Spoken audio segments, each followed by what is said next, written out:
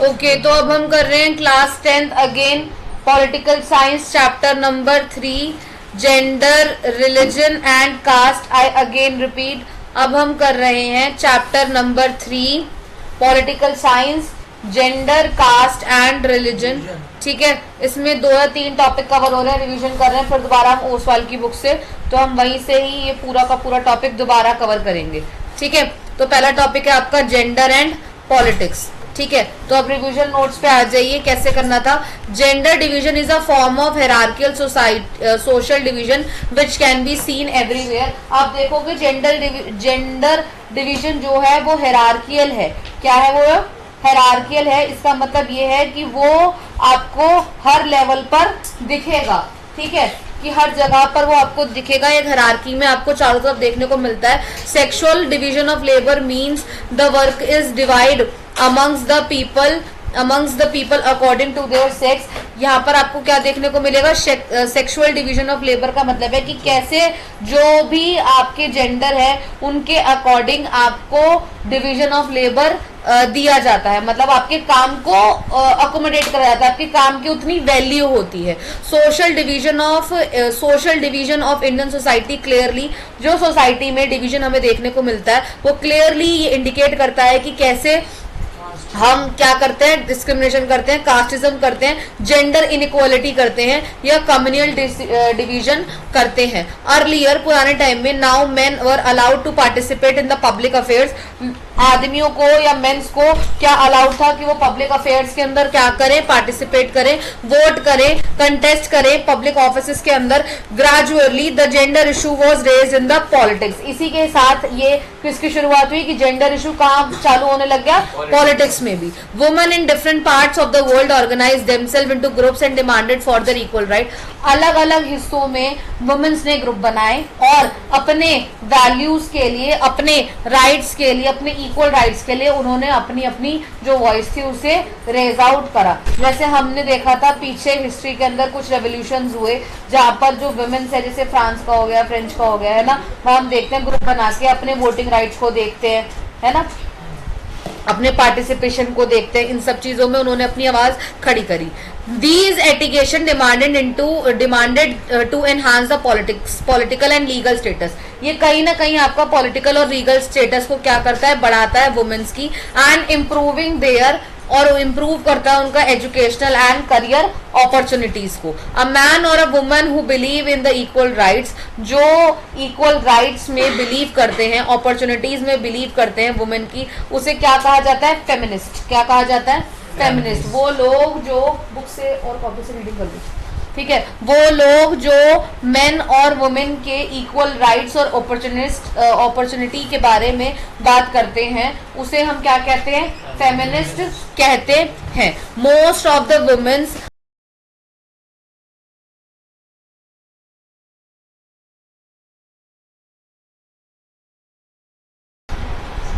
ठीक है, तो आज भी हम कहीं ना कहीं क्या देख रहे हैं? पेट्रियार्कल सोसाइटी देख रहे हैं जहां हमें वुमेन्स को डिसएडवांटेज फेस करना पड़ता है, डिस्क्रिमिनेशन होता है उनके साथ, ऑपरेशन होता है। ठीक है, ऑपरेशन मतलब क्या होता है? उन्हें दबाया जाता है फीमेल्स को अलग अलग तरीकों से। दे आर लेस लिटरेट, ये बहुत कम पढ़े लिखे होते हैं। Though they work equally yet they sometimes paid lesser than mens. चाहे वो जितने भी इक्वल हो जाएं फिर भी उन्हें कहीं ना कहीं समहाउ एक सेम पिच पर वर्क शेड्यूल के अंदर उन्हें कम पेमेंट मिलता है। Mostly son preferred by the parents, और आप देखोगे माँ बाप या पेरेंट्स के थ्रू बच्चा अगर वो चाहे तो वो किसको देखने की कोशिश करते हैं? एक बेटे को ही देखने की कोशिश करते हैं। In India proportion of women in legislature has been very low। अगर आप लेजिस्लेचर सेक्शन में भी जाओगे तो वहां पर भी आपको क्या देखने को मिलेगा? वुमेन्स का पार्टिसिपेशन कम मिलेगा। To solve this problem, fair proportion of women in the elected bodies has been legally made in the पंचायती राज। इस प्रॉब्लम को सॉल्व करने के लिए मेन और वुमेन्स को इक्वली पोजीशन दी गई है। कहां पर? पंचायती राज में। कहां है वो? इंडिया के अंदर है। ठीक है, the 1/3 of the seat in local government body in panchayat कितना दिया गया? 1/3 हिस्सा दिया गया। एंड म्युनिसिपालिटीज के अंदर are now reserve for the women. किसके लिए रिजर्व रखे गए हैं? वुमेन्स के लिए रिजर्व रखे गए हैं। वुमेन्स के लिए रिजर्व रखा गया है। ठीक है, अब हम यहाँ पे कुछ टर्म समझते हैं। यहाँ पे टर्म है हेरार्कल, और nature of hierarchy arrange according to the people और थिंग्स लेवल ऑफ इंपॉर्टेंस। एक हेरार्की जहां आप अरेंज करते हो सिस्टम को, एक के बाद एक होता है, एक के बाद एक, मतलब पहले दादा होगा, फिर उसका ही बेटा बनेगा, फिर उसका ही बेटा बनेगा, मतलब समझ लो एक हेरार्की है। पेट्रियार्कल सोसाइटी वो सोसाइटी होती है जो कि एक मेल डोमिनेंट सोसाइटी होती है, जहां पर सभी जो डिसीजन है वो कौन लेगा, मेल लेगा। ठीक है, लेजिस्लेचर एक असेंबली है जहां पे कानून बनाए जाते हैं। ठीक है, अब हम आते हैं इसके नेक्स्ट टॉपिक पर, that is religion, communalism and politics. ठीक है, India democracy face the problem of casteism. यहाँ पे कास्टिज्म चलता है, कम्युनलिज्म चलता है, इलिटरेसी चलती है, अनएम्प्लॉयमेंट है, पॉवर्टी है। ठीक है, ये सारे क्या है, इंडिया के एक ऐसे स्पॉट्स कह सकते हैं, ऐसे बैड स्पॉट्स हैं जहां पर कहीं ना कहीं आज भी ये सब कुछ सोसाइटी में हो रहा है। Communities have been relatively small population in society are called minority. जो कम्युनिटी आज भी इंडिया में कम संख्या में, उसे हम क्या बोलते हैं, माइनॉरिटी कहते हैं। When one religion and its follower are pitted against each other politically on the basis of the belief ones religion is the better than the other religion, such usage of religion is known as the communal politics। यहाँ आपको communal politics मतलब ये होता है कि एक religion दूसरे religion को इस बात पे हराने की कोशिश करे कि देखिए मेरा धर्म, मेरा जो धर्म जाति है वो आपके धर्म जाति से ज्यादा संख्या में है और अच्छा है, उसे कहते हैं कम्युनल पॉलिटिक्स। ठीक है, समझ में आया? On the basis of belief कि एक धर्म दूसरे धर्म से ज्यादा बेटर है। ठीक है, वो कुछ भी सकता, जैन जो है वो सिखों को बोल सकता है, हिंदू मुस्लिम को कर सकता है, समझ रहे हो? अपने धर्म की बड़ाई कर रहे हैं। हाँ, ठीक है। A system of separate electorate and representation for people belonging to different communities is known as communal representation. वो सिस्टम जहां पर अलग अलग तरीके से लोग बाग अपनी अपनी कम्युनिटीज के लिए आके खड़े होते हैं, अपनी अपनी कम्युनिटीज के लिए आके खड़े होते हैं, उसे कम्युनल रिप्रेजेंटेशन कहते हैं। कि मैं एज अ हिंदू अपनी कम्युनिटी के लिए आगे खड़ी हूँ, एज अ पंजाबी आप अपनी कम्युनिटी के लिए आगे खड़े हो, कोई जैनी है तो जैनी अपने लिए आगे खड़ा है, समझ रहे हो? तो ये इस हिसाब से होता है। The law that deal with the family related, वो लॉज जो आपके फैमिली रिलेटेड जितने भी होते हैं वो कौन डील करता है, उसे हम क्या बोलते हैं, फैमिली लॉज कहते हैं। जैसे मैरिज हो गया, डाइवोर्स हो गया, ये सब चीजों के ऊपर। Buddhism is the major religion, Buddhism major religion है कहाँ का, श्रीलंका का। एंड हिंदुइज्म किसका रिलीजन है मेजर, नेपाल का। ठीक है, the use of religion in politics is known as the communal politics. जो भी हम रिलीजन के बेसिस पर अगर पॉलिटिक्स खेल रहे हैं, पॉलिटिक्स के अंदर रिलीजन आ रहा है, तो उसे हम क्या बोलेंगे, कम्युनल पॉलिटिक्स। क्या कहेंगे, कम्युनल पॉलिटिक्स। आइडिया और आइडल्स या वैल्यूज ये हर रिलीजन के अलग अलग हो सकते हैं और अलग अलग रोल प्ले करते हैं पॉलिटिक्स में। जैसे मेरा धर्म कहता है कि आप सभी की इज्जत कीजिए, सबका धर्म ये सेम ही कहता है, ठीक है, पर समहाउ आपको लगेगा कि नहीं यार, हमारे यहाँ के मंदिर जल्दी बंद हो जाते हैं रात में, और आप दूसरी तरफ गुरुद्वारे देखोगे वो पूरा टाइम खुले रहते हैं, रात भर सेवा चलती है ना। तो ये अलग अलग धर्मों के हिसाब से अलग अलग बात है। और कोई अगर इस धर्म के बिहाफ पर अपना वोट मांगने के लिए आ रहा है तो उसे क्या कहेंगे, कम्युनल पॉलिटिक्स। ठीक है, communal politics is based on the idea that religion is the principal basis of the social community. की रिलीजन क्या है, सोशल कम्युनिटी का एक बेस है। Communalism can take various in forms in politics, अलग अलग तरीके से हो सकता है। The most common expression communism everyday belief, जो हम डेली बिलीफ के ऊपर रखते हैं। Communal mind often lead a quest for a political dominance, कहीं ना कहीं वो आपको क्वेस्ट में भी डाल देगा, कोर्ट्स में भी डाल देगा। आपने डिबेट्स देखी होंगी पॉलिटिकली जो होती हैं आज तक पर, या फिर कोई भी न्यूज रिपोर्टिंग चैनल के ऊपर, वहां आप देखोगे अलग अलग पार्टी के अलग अलग रिप्रेजेंटेटिव आते हैं। जैसे बीजेपी से सुधाकर शर्मा है, ठीक है, और बहुत सारे लोग हैं, मतलब एक्स है, वाई है, जी है, अलग अलग पार्टी से।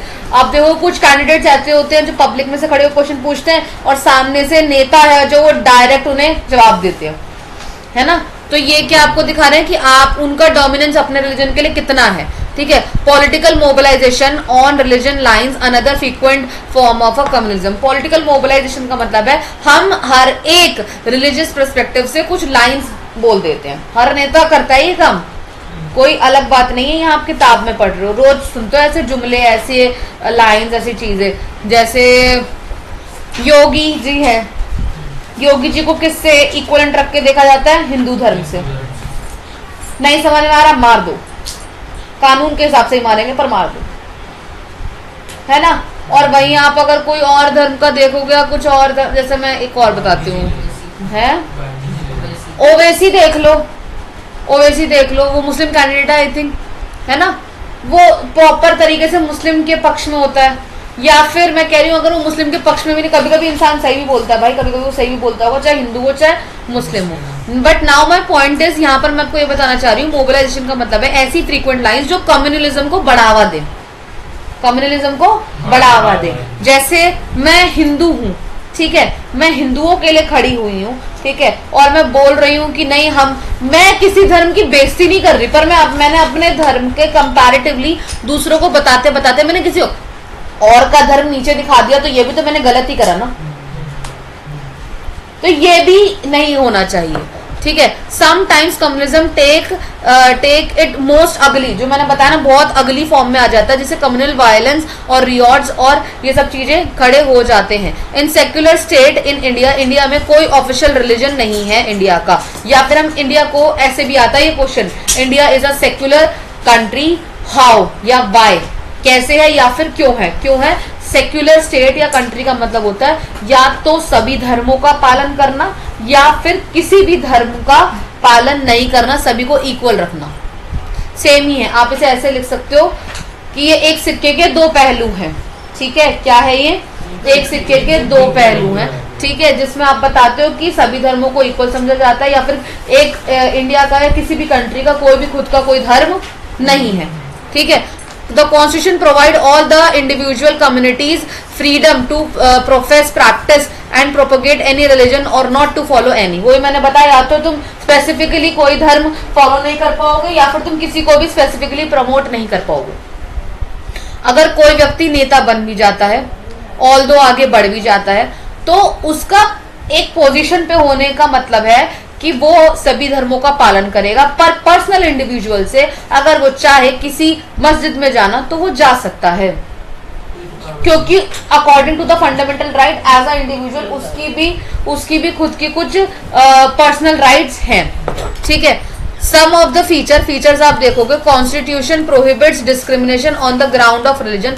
कॉन्स्टिट्यूशन जो है डिस्क्रिमिनेशन नहीं करना चाहता है, किसके बेसिस पर? रिलीजन के बेसिस पर। प्रोहिबिट का मतलब बैन है, बंद है। At the same time constitution allow the state to intervene. Constitution allow करता है स्टेट को कि आप किसी भी रिलीजन या टॉपिक ऑफ मैटर पर रिलीजियस कम्युनिटीज के लिए आप इक्वालिटी ही बरतेंगे, ठीक है।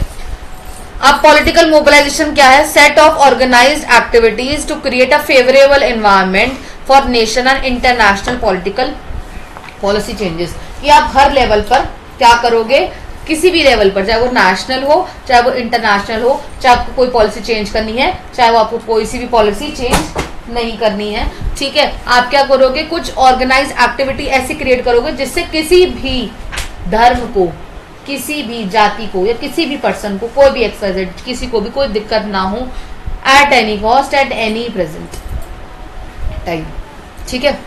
सेक्युलर स्टेट मैंने आपको बता दिया। डिस्क्रिमिनेशन मैंने बता दिया, डिस्क्रिमिनेशन नहीं होना चाहिए ऑन द बेसिस ऑफ किसके ऊपर? Race, gender, age, caste, religion, किसी भी चीज के ऊपर, ठीक है। Now the last topic is caste and politics, ठीक है। अब हम यही देखेंगे। A behaviour which inspire the high caste people to the low caste people is known as the casteism. जब लोग अपनी ऊंची जात को दिखाने लगे और दूसरों की नीची जात को दिखाने लगे, उसे क्या कहते हैं? कास्टिज्म, जातिवाद कहते हैं। Caste was based on the exclusion of any discrimination outcast group. Casteism कैसे होता है? जब आप दूसरों को बताओ कि तुम तो हमारी जाति से बिलोंग नहीं करते, तुम तो तुच्छ प्राणी हो, तुमसे तो कुछ हो ही नहीं सकता, जब आप सामने वाले के डीमेरिट्स गिनाने लग जाओ, ठीक है।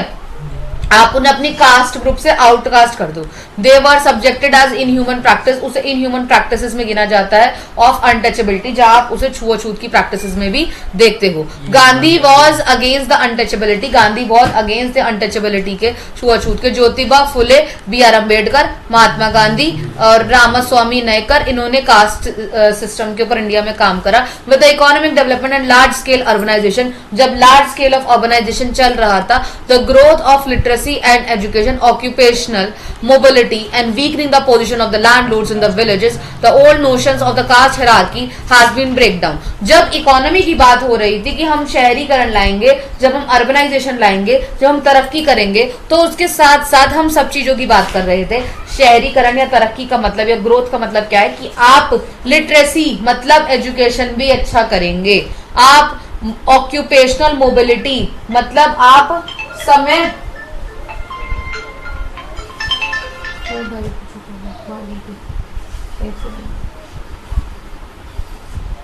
गिव मी अ सेकंड, एक सेकंड रुकिए। हेलो, कौन बोल रहा है? No sir, it's wrong. No sir, it's a wrong number.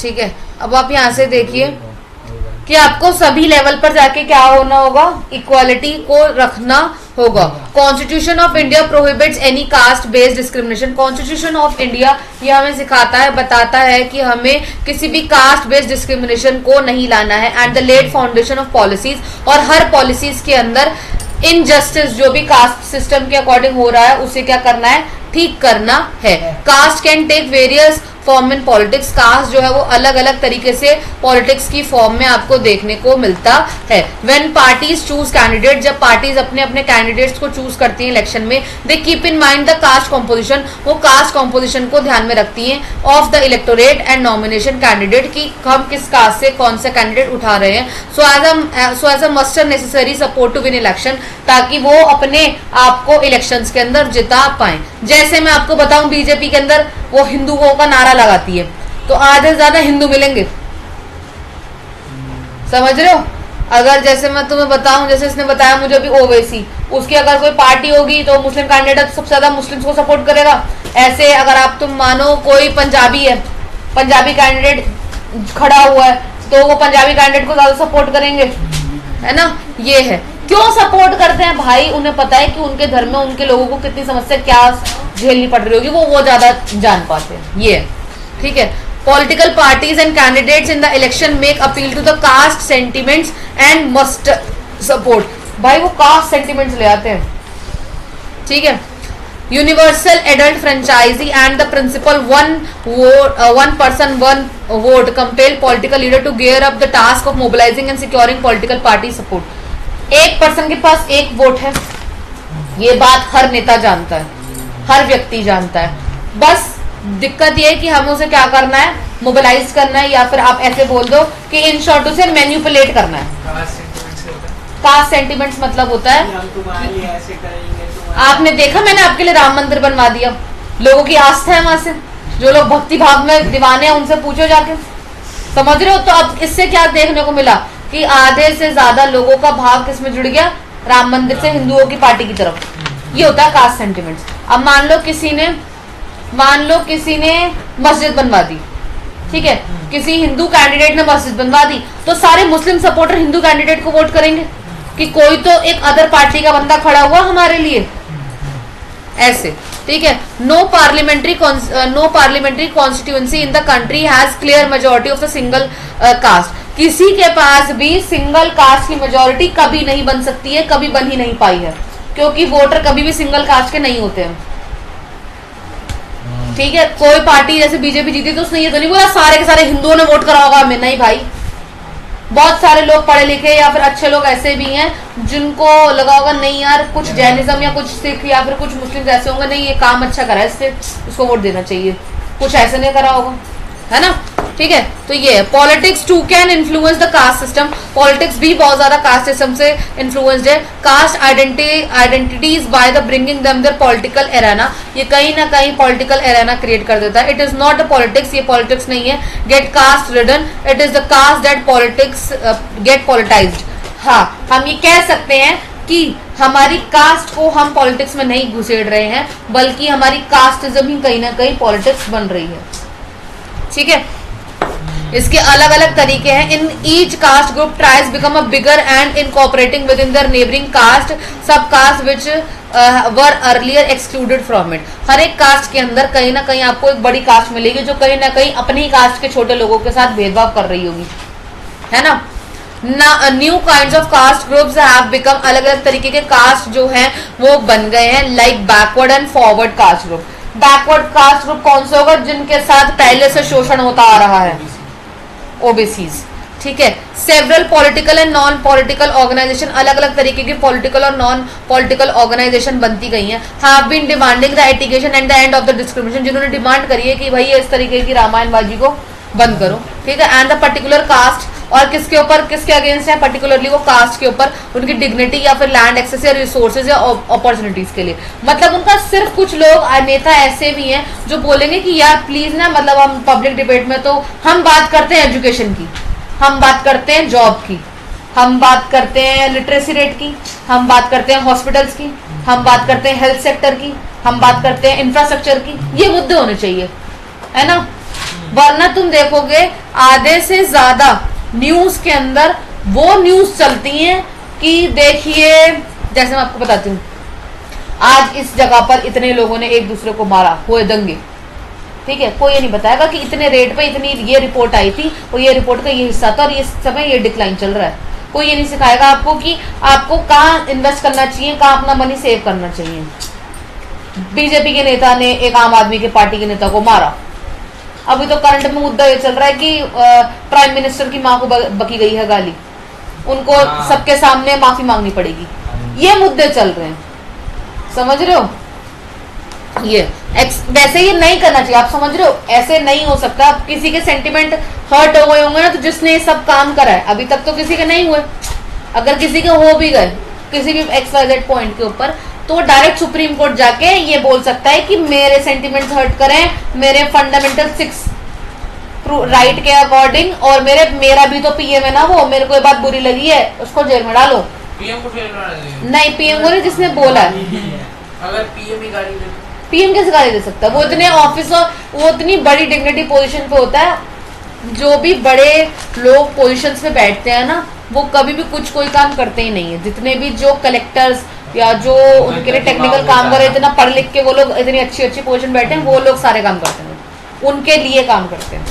ये होता है। Exclusive attention to the caste can divert attention from other pressing, अलग अलग मुद्दों को हटा दिया जाता है और अलग अलग चीजों पे ध्यान भटकाया जाता है। वो मुद्दे कैसे हो सकते हैं? पॉवर्टी हो सकता है, जो मैंने अभी आपको बताया, डेवलपमेंट हो सकता है, करप्शन हो सकता है, जैसे 7 लाख के पर्दे। ठीक है, 7 लाख के पर्दे हो गए, है ना। और क्या हो सकता है?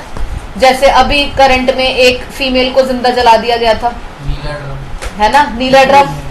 ठीक है, फ्रिज भी था। ये मेन इंपॉर्टेंट मुद्दे हैं, इन पे बात होनी चाहिए सोसाइटी के अंदर। पर बात क्या कर रहे हैं? देख ही रहे हो आप लोग।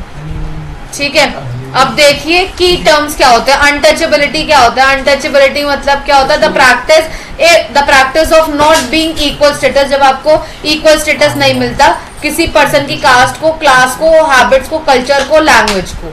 अर्बनाइजेशन, जब एक रूरल एरिया से एक उठ के पॉपुलेशन कहाँ चले जाए? अर्बन की तरफ चला जाए। करप्शन तो सबको पता है, illegal behaviour, under the table, above the table, जब पैसा खाते हैं उसे करप्शन कहा जाता है। ठीक है, अब ये आप क्या करोगे? रीड करोगे। And yes, this chapter is over here. ठीक है, यहाँ पर ये चैप्टर खत्म होता है और हम मिलेंगे अब नेक्स्ट चैप्टर के साथ नेक्स्ट डिवीजन में। Bye bye.